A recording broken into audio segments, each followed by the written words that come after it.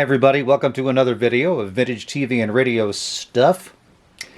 And today we're looking at a Sony Discman ESP Model D E307CK, made back in the late 90s by Sony.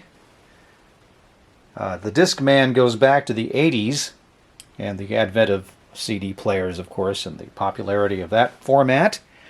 This particular Discman, as you can see, is car ready, and it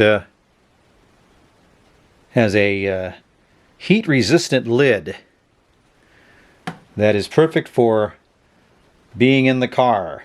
I don't know if it's something you'd put up on the dashboard or maybe on the console between the two bucket seats in the front or what, but this particular Walkman was designed to be used anywhere you want, obviously, but also inside your car. So let's take a look around the front first.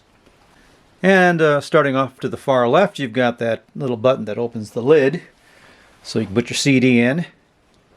Then there's the ESP button, electronic shock protection.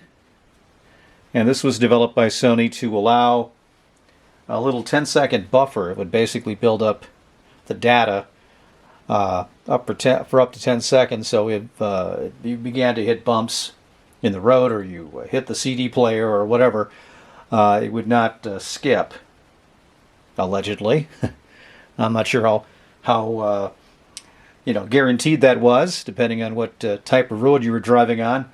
If you're in my area, you bump into a lot of potholes, and I'm guessing there was quite a few situations where you'd have skips. But anyway, that was designed to help protect in case of some accidental shock to the CD player.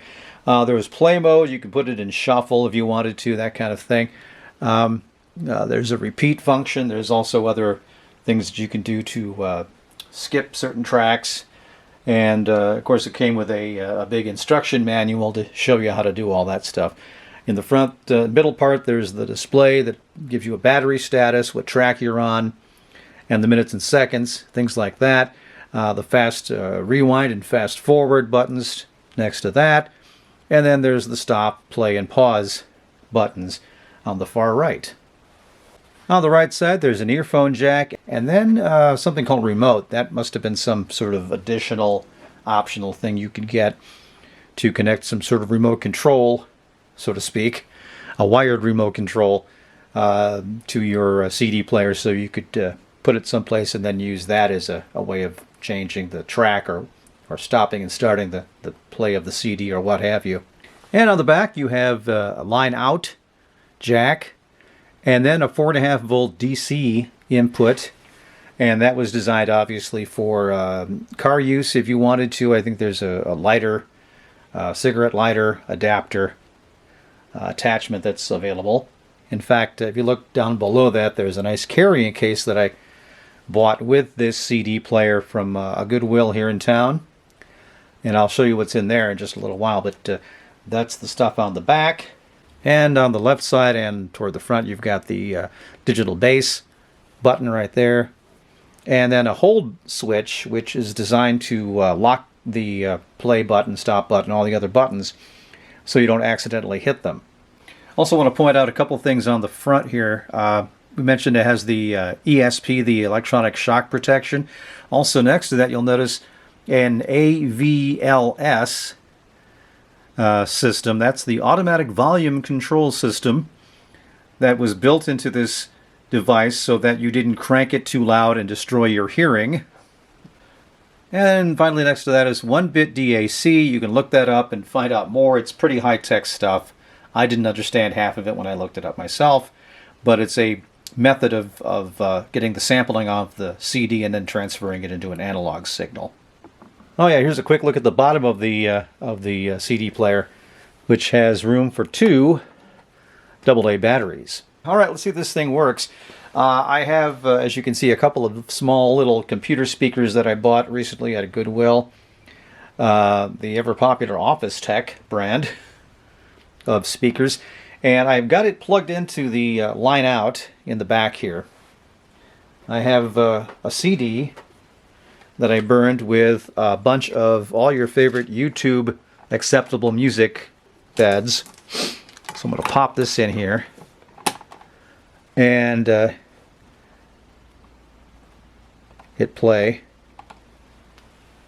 and see if we can get anything out of this. Should sound okay. I already tried this ahead of time, so this should play eventually when it loads up. Here we go.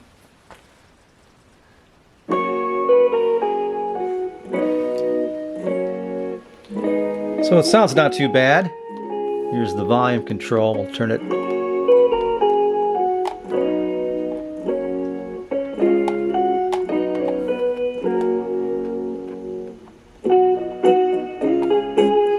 I guess that doesn't affect the line out, does it? Huh.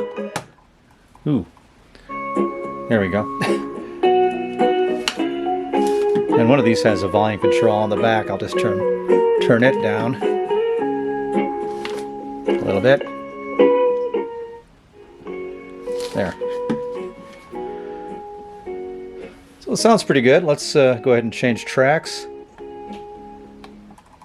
There we go.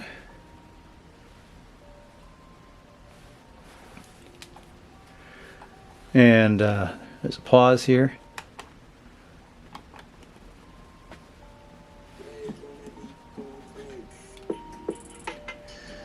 There's the play mode. You can change it to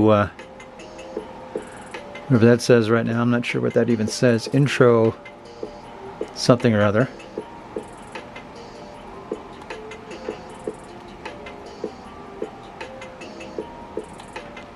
I'm going to hit repeat. Or not. Now here's the ESP button. If I hit this, it doesn't do anything. Or ESP display that shows on the display here. I don't know if you can see that or not. But for whatever reason it doesn't want to play until I let go of it. So I don't know if that's not working. Don't have much knowledge of this. But whatever the case is, it's not really working very well.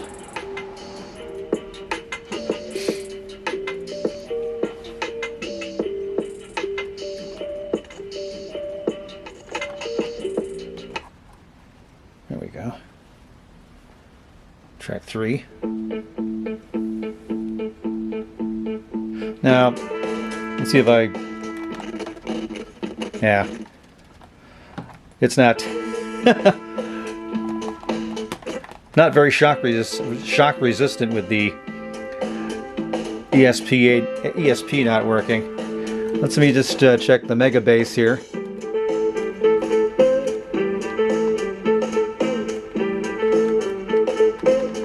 Not sure if that's working very well either, to be honest with you.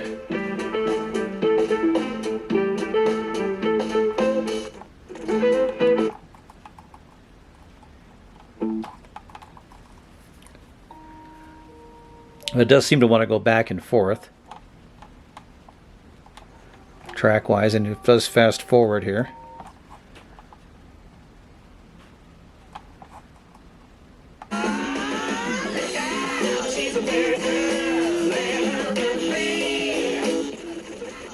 Yeah. So that's kind of cool. All right, well, there you are. It is what it is, I guess, in this case. Not very shock resistant anymore. And the ESP doesn't work on this. But beyond that, it doesn't sound too bad. In this handy dandy bag, I got a line out to phono plug, which is kind of interesting. Got the cigarette lighter plug to the DC in plug on the CD player. I got 2 of them actually, it looks like.